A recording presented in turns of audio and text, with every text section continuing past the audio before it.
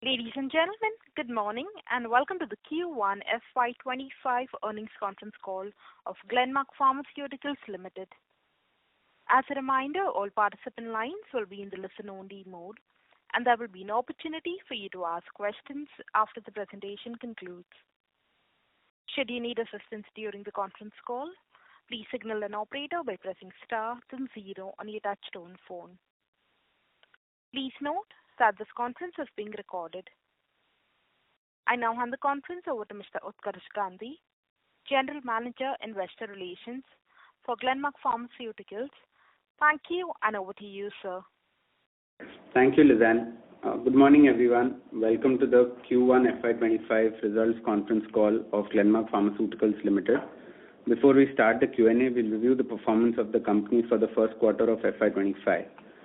For Q1 FY25, Glenmark's consolidated revenue from operations was at rupees 32,442 million as against rupees 30,361 million in the corresponding quarter last year, recording an YOY growth of 6.9%.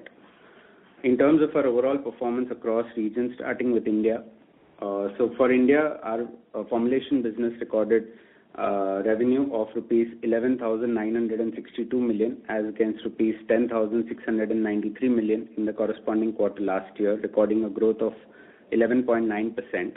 India business contributed 36.9% of the consolidated revenue for Q1. In terms of secondary sales, Glenmark's India business continued to outperform the industry. As per the IQVIA June 2024 data, Glenmark's India formulation business recorded growth of 16.9% in the first quarter and 11.3% as of March-June 2024. In comparison, the IPM grew at 8.7% in the first quarter and 7.5% as of March-June.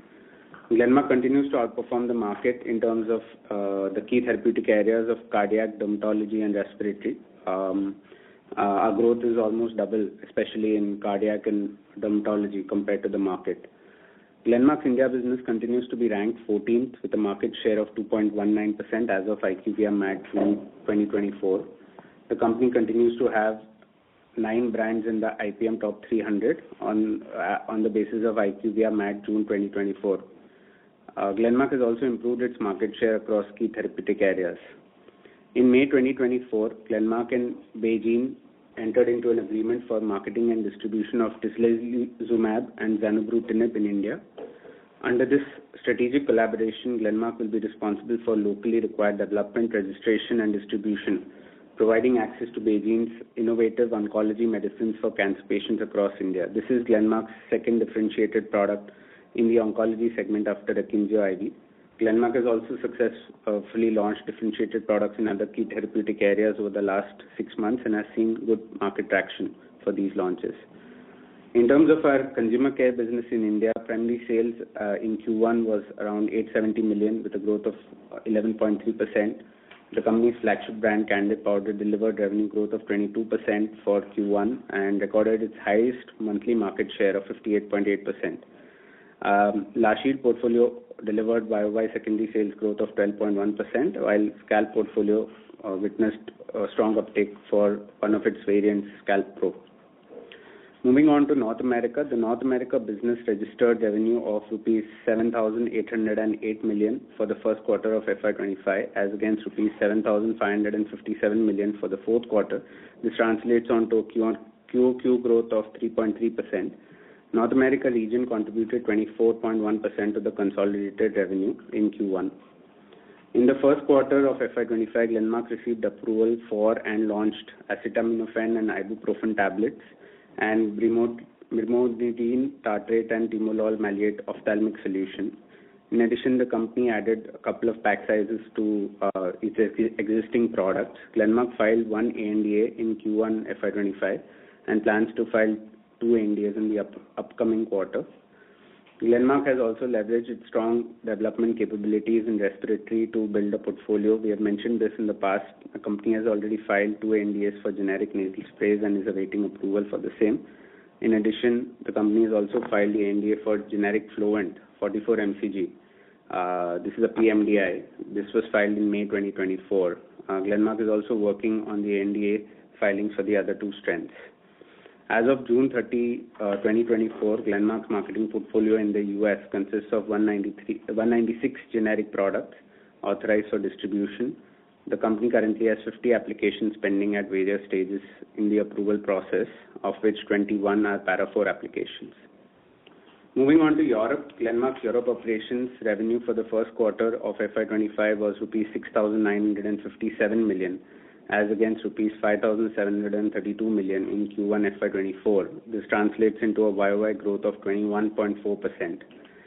Contribution from the Europe region to the consolidated revenue was 21.4% for Q1.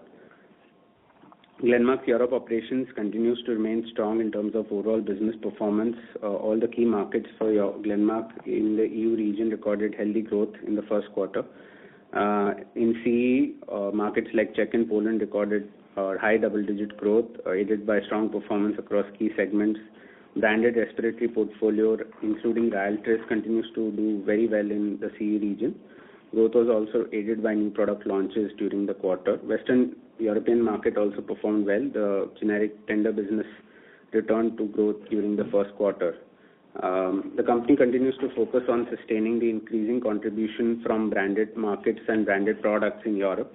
It is awaiting approval of 4 additional respiratory products which were filed in the fourth quarter of FY23. And the company is also planning to launch Winlevi in select markets in FY26. Moving on to ROW region, which consists of Russia, CIS, Latin America, Middle East, Africa, and Asia Pacific. For the first quarter of FY25, revenue from the ROW region was rupees 5,708 million, as against rupees 5,528 million for the corresponding quarter last year, recording a YOY growth of 3.3%. The ROW region contributed 17.6% to the consolidated revenues in Q1. Moving on to market regional data. So as for Russia, as per IQVIA data, Glenmark's Russia business recorded growth of 15 to 16% in Q1 as well as June 2024. In terms of key therapeutic areas, Glenmark recorded very strong growth in the dermatology segment, especially versus the market. Glenmark continues to be ranked 9th amongst dermatology companies in Russia and continues to be ranked 2nd in the respiratory expectorants market in Russia as per IQVIA June data. Latin America region also witnessed strong growth in Q1, with the respiratory portfolio being the key contributor. Glenmark maintains a strong position amongst the top companies in the covered market of the chronic respiratory segment in Brazil.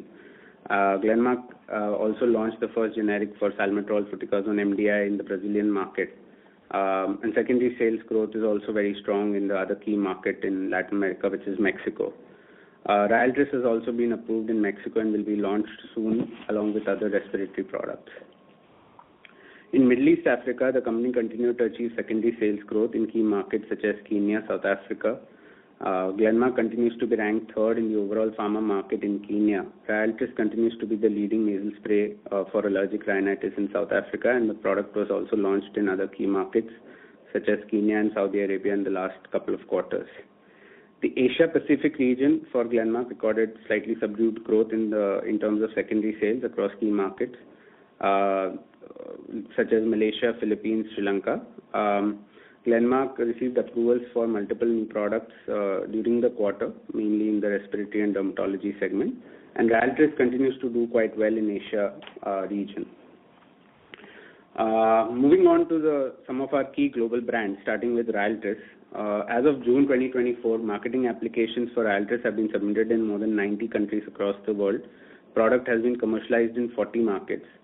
It has received approval and will be launched in 10 to 11 additional markets over the next 1 year.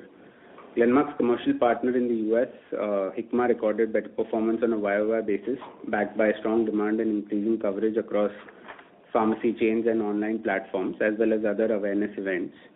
Menarini, Glenmark's partner in the EU, has witnessed steady increase in market share across all its licensed markets.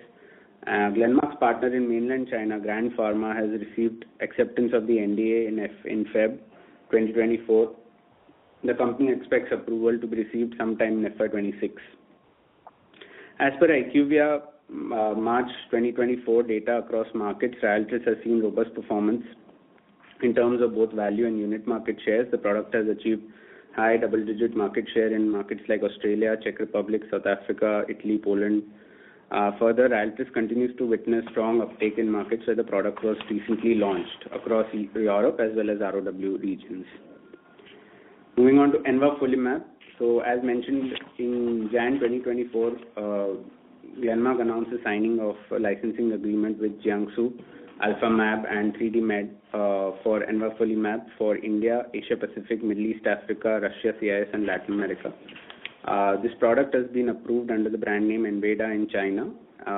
It is the global first subcutaneous injection PD-L1 inhibitor for the treatment of adult patients with previously treated MSI-high or deficient mismatch repair or DAMMR advanced solid tumors.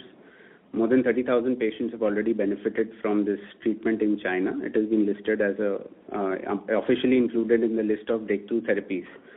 And Glenmark plans to file envafolimab in more than 20 markets in FY25, and the first market launch is expected in FY26. Lastly, Winlevi. In second quarter FY24, as we had announced that we had signed a distribution licensing agreement for Winlevi, which is clascoterone cream 1% in 15 European markets, as well as the UK and South Africa. The company is currently awaiting approval in these licensed markets and plans to launch Winlevi in FY26. Ichnos Glenmark Innovation. As we announced before, all our innovation efforts are being channeled through IGI. And as of June 2024, we have 2 biologic assets in phase 1 clinical development and 1 small molecule in preclinics, all in oncology. The clinical assets are progressing well. We have an August update for IGI, which includes some more details on the clinical assets. You can go through the same on the IGI website. Some notes to the results before we open the call for Q&A. Forex loss in the first quarter was rupees 22 crores, which was recorded in other expenses. Adjusted for this, the EBITDA margin was 18.8%. R&D expenditure in Q1 FY25 was around 241 crores, of which $13.8 million was spent for IGI. Consolidated total asset addition to the block in the first quarter was rupees 115 crores, of which tangible asset addition is around 88 crores and intangible asset addition is rupees 27 crores. Net cash for the period ended June 30th, 2024 was at rupees 359 crores.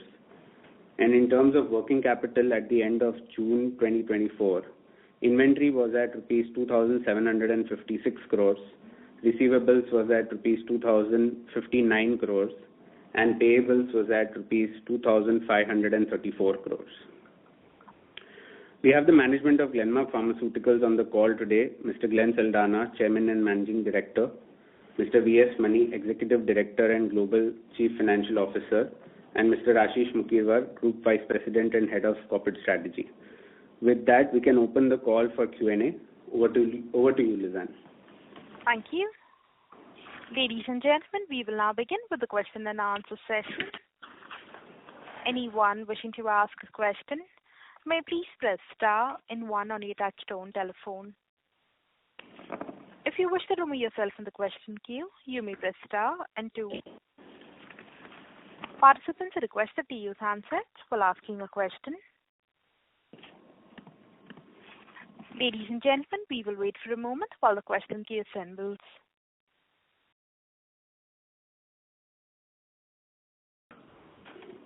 The first question is from the line of Damayanti Kerai from HSBC. Please go ahead.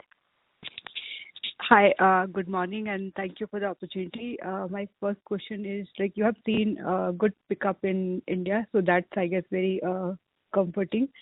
But looking at US, I guess, still remains a bit soft. So what are your expectations on US sales recovery, and how do you see, do you have any visibility on FDA resolution for Monroe plant? Sure. So the US business, continues to remain challenging, but I think the second half of this year, right, once we get our respiratory products approved, right, I think that's when you'll really see the recovery, right? As you know, we have a number of respiratory products which are filed and we're waiting for approval. So as and when that happens, you'll see a significant recovery for the US business. As regards the Monroe facility, the FDA has given us a meeting in September. So we are hoping that, it'll there onwards, the facility will restart. Okay, so better US we should be assuming starting second half. So even if say Monroe takes some time, you mentioned you have a couple of respiratory products. If those come, those should be sufficient to contribute meaningfully and then see better US sales. That's correct. Okay, and then a question on margins. So this quarter, obviously, you have delivered healthy margins, but moving from, say, close to 18% margin in 1Q, you have given guidance of 19% for the full year. Which will be the key contributors, if you can just update us on those? So, thanks for the question, Damayanti. So, obviously, we had in this quarter also, adjusted for Forex, we had almost 18.8. We have guided to about 19%. Obviously, the key contributors will be, obviously, India continues to do well. India is a high margin market. Besides that, our product, Ryaltris, continues to do well. Last year, we have guided to almost 80 million of sales this year, and as earlier we alluded, we have already filed it in a number of markets, and some key filings are also coming up across various geographies. So I think, and also a number of respiratory products that we are hoping to get approved and launch in Europe as well. So I think all in all this put together, that gives us the confidence to come very close. Besides, as you can see, even our R&D expenses are lower compared to last year as well. So all this should help us to reach close to 19%. Sure. Just a question. Sorry, just to add. So typically our second half is a little better because of the respiratory products getting further uptick. So margin profile also will accordingly be slightly better in H2. Okay.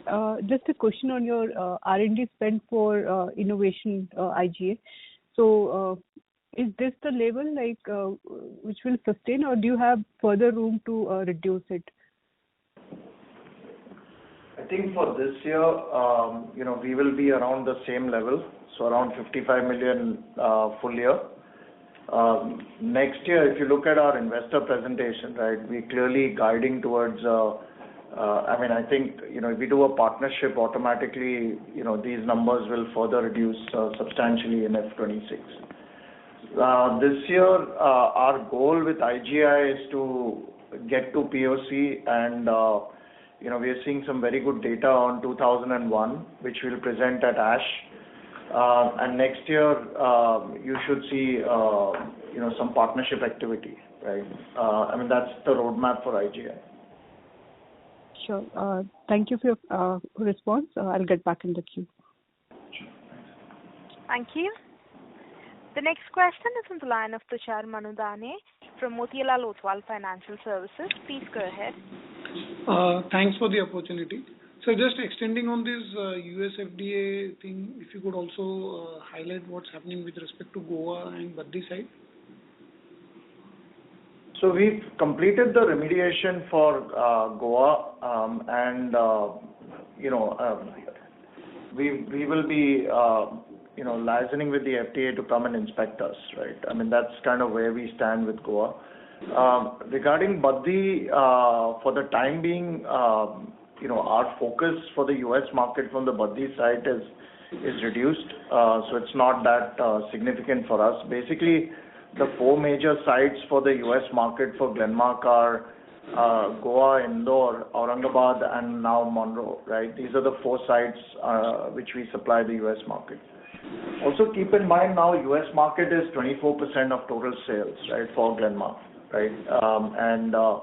Given the European performance, right, we are thinking that the European business could be almost as big as the US business by the end of this year. So there's a big shift in the overall revenues for the company, if you look at the overall picture. Understood, sir. So, further the gross margin, even on a quarter-on-quarter basis, where our India-Europe sales has been higher, still the gross margin is sort of lower, if I think about it on a quarter-on-quarter basis. Whereas even the raw material cost has been relatively subdued or soft, at least as far as the industry-wide phenomenon goes. So if you could explain that. Yeah, Tushar, Mani here. So, I mean, compared to quarter, it was almost 67% in the last quarter. I also guided at that time. It can always be plus minus 1% depending on product mix, yield, etc. On an overall basis, we would like to guide that will always be close to 65 to 67%, give and take a percentage here or there. That's how we look at it.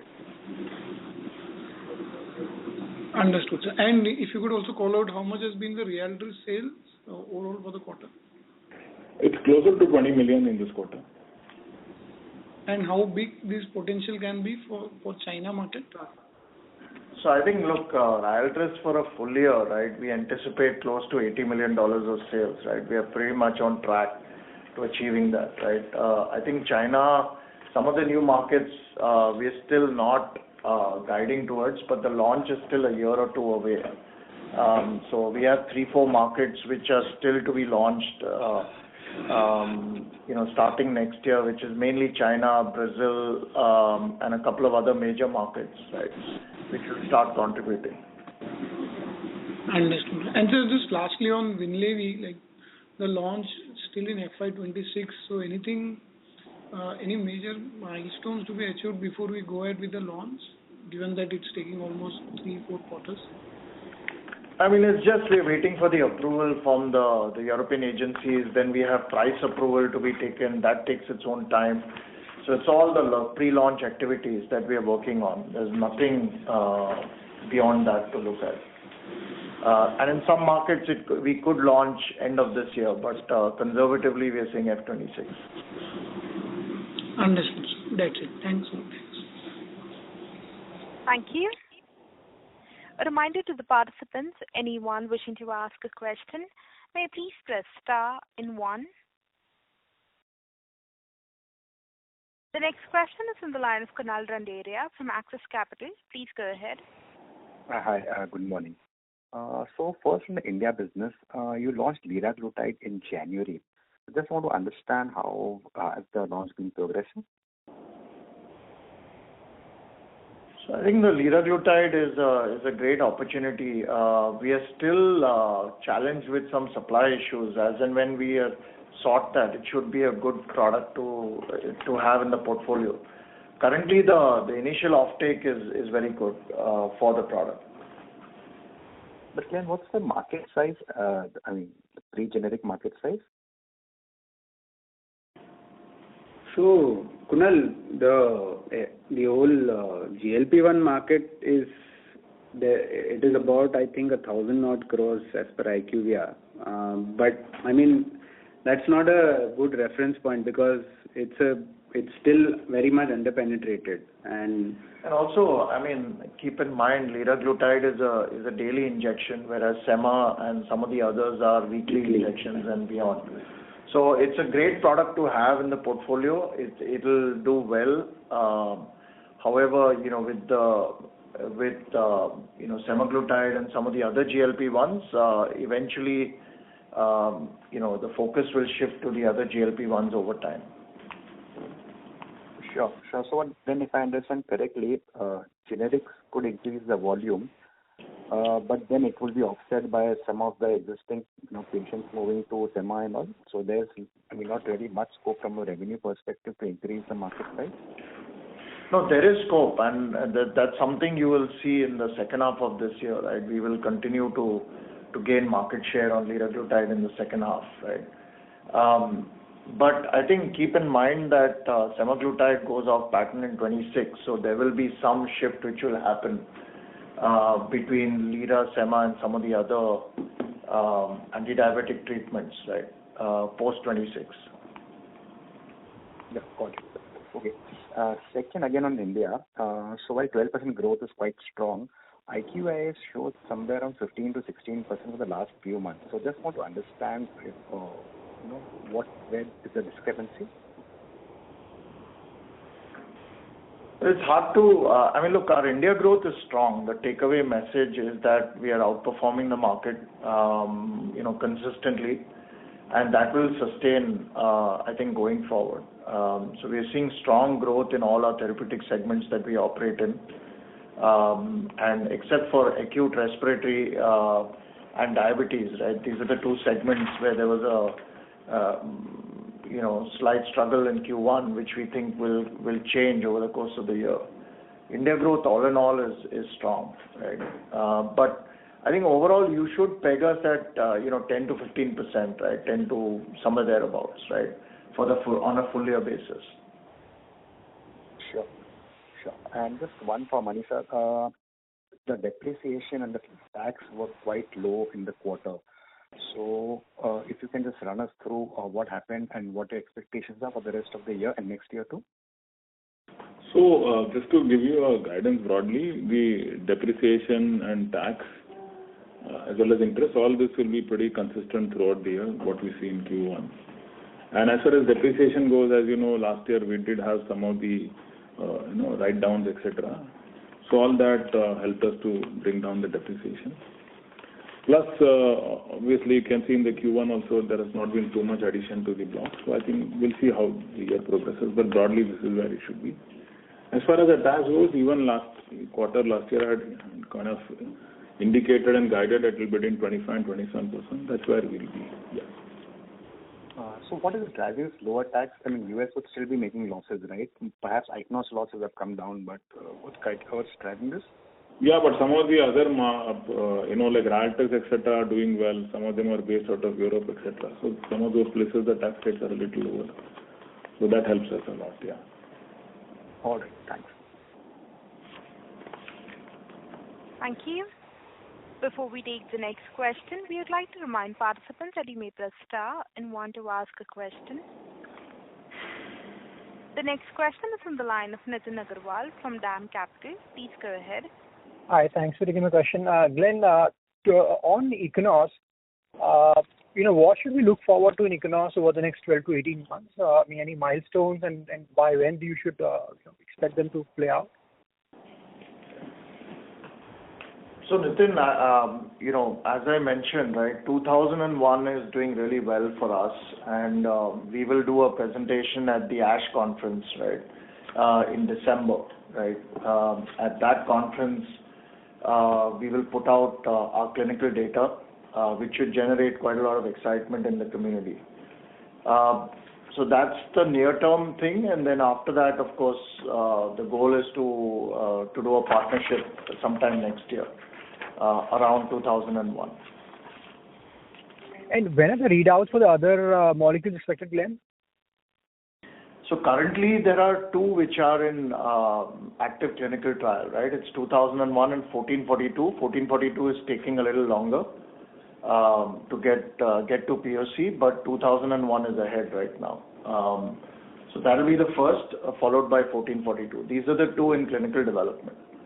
1342, we are not doing any more clinical work, but we are actively looking for partnerships around 1342.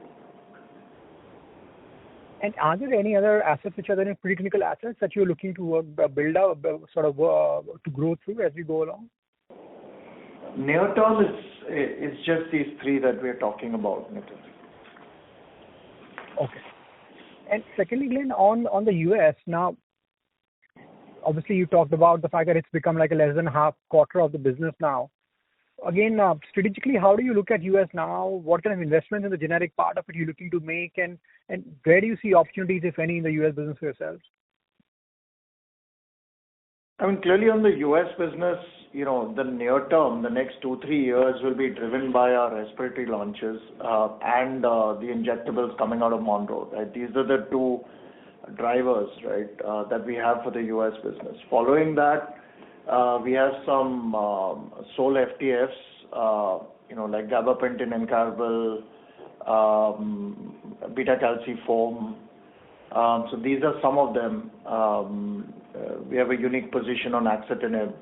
So I think these 2-3, there are some very select products, but I think post H2 of this year, the US business should start showing some good traction, right, in the second half of this year and beyond, right, mainly coming out of some of these unique launches, right, that we have for the US business.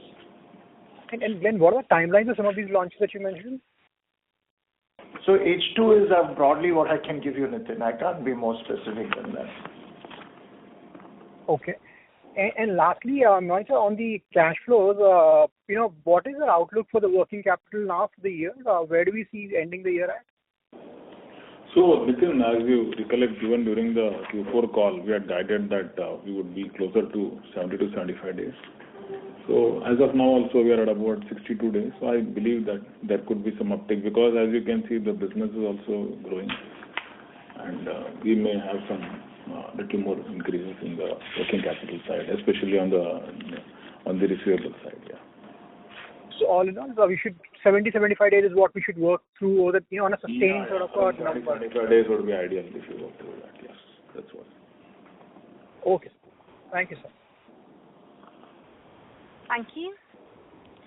A reminder to the participants: anyone wishing to ask a question may please press star and 1.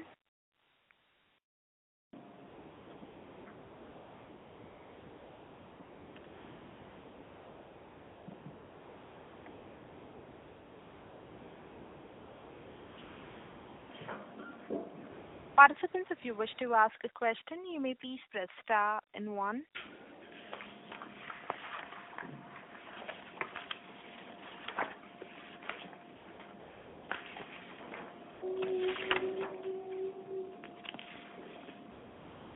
As there are no further questions, I now hand the conference over to Mr. Utkarsh Gandhi for his closing comments. Take the call.